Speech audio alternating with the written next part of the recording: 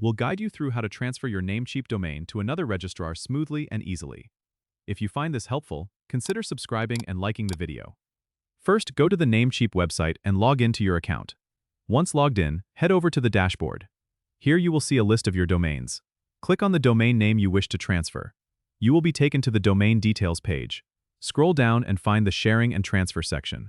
You need to ensure that your domain is unlocked for transfer. If it's locked, toggle the switch to unlock it. Next, locate the authorization code section, sometimes called the EPP code. Click on Get Auth Code, and you'll receive the code via email. This code is crucial for the transfer process, so keep it handy.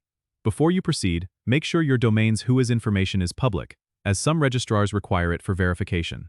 Now, head to the new registrar's website where you want to transfer your domain.